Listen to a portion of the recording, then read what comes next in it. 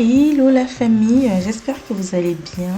Bienvenue aux nouveaux et merci aux anciens d'être là, de liker et de partager les vidéos.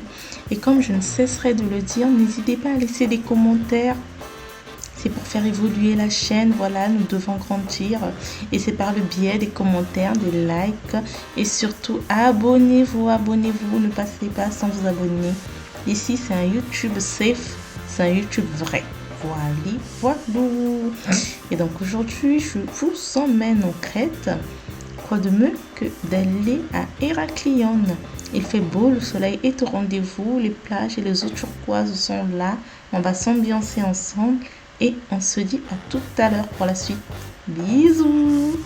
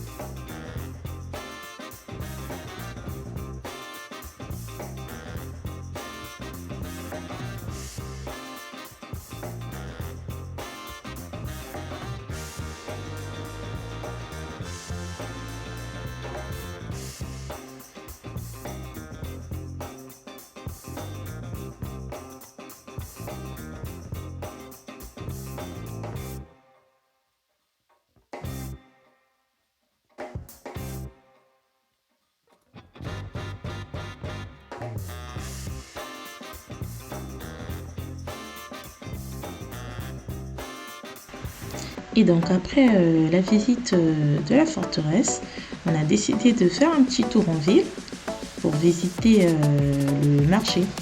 Il y a un grand marché tout le long de la ruelle et on y trouve pas mal de bonnes affaires, notamment des produits artisanaux. À savoir que j'ai remarqué quelques similitudes avec des produits méditerranéens. Bon, après, me demandez pas, je comprends pas trop l'obsession des Grecs pour, voilà, ces porte-clés. On dit que les dieux grecs avaient la réputation d'être assez chauds, mais voilà, je crois que ça se ressent bien, ça se voit bien parmi les créations artisanales. Donc, nous voici dans les rues de Héraclion en train de visiter. À savoir que Héraclion est une très belle ville. J'ai spécialement adoré l'ambiance, les gens sont gentils, ils sont ouverts, sont joyeux, voilà. Et on a mangé pas mal de bonnes glaces, d'autant plus qu'il faisait super chaud. Et donc je vous laisse contempler. Merci.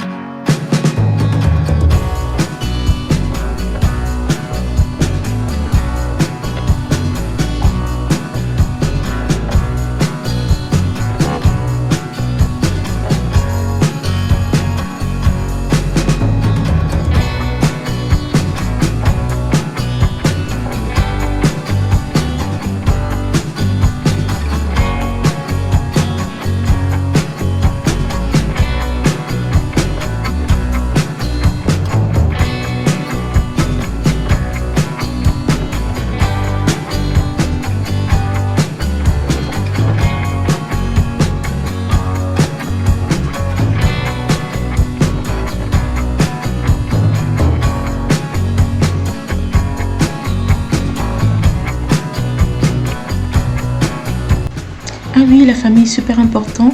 Si vous voulez vous rendre en Crète et que vous avez votre permis B valide, n'hésitez pas à louer une voiture. C'est plus pratique parce que les transports en commun sont un peu, si vous êtes dans une zone éloignée, voilà, c'est un peu galère, donc vous allez un peu galérer pour les transports en commun, l'idéal c'est de louer une voiture et c'est ce que nous avions fait. Nous avons loué une petite voiture bleue et elle était parfaite. Voilà, je vous recommande. C'est super important et super pratique. Surtout, ça vous fait économiser des sous. Voilà.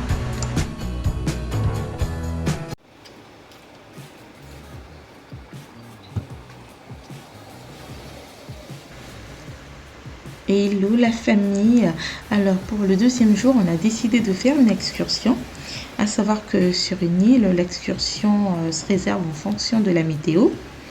Nous avions prévu à la base faire cette excursion le week-end, mais la météo n'était pas clémente. Du coup, on a décalé d'un jour et on a décidé de faire voilà, ce jour. À savoir que du côté de l'île où nous étions, c'était super nuageux, comme vous le remarquez dans la vidéo. Et on a décidé d'aller à l'opposé. Donc à l'opposé de l'île, il y avait un grand soleil, vous verrez. Et notre excursion sera sur la plage de Praevely, donc Praevely Beach. À savoir que c'est une très belle plage où un cours d'eau se jette dans l'océan, la mer, bref, je sais plus trop. Mais c'est ça et vous verrez la palmeraie, elle est splendide. Donc on vous invite à regarder les eaux turquoises et on a fait un détour sur c'était des falaises, je crois bien, bref, je sais plus trop, mais c'était les gorges, voilà, c'était les gorges de Courtaliotico, je sais pas si j'ai bien prononcé, les Grecs ne venaient pas m'attacher. Bref, c'était une superbe excursion, vous verrez, on a eu le grand soleil. Par la suite, on a mangé une très bonne moussaka, je vous recommande cette excursion. Elle est super top et pas chère. Je vous mettrai toutes les infos en barre de description. Les prix, combien ça coûtait, avec quelle agence on est parti. À savoir que l'agence vient vous chercher au bas de l'hôtel et vous ramène à l'endroit où ils sont venus vous chercher. Et le chauffeur était agréable, la guide super top, super gentille. Elle parlait plusieurs langues et ça c'est super bien. Donc français, anglais et grec. Ou à la base, on est en grec, mais voilà, en Grèce, mais voilà. Donc c'est ça. Je vous laisse regarder par la suite. Allez, à toutes.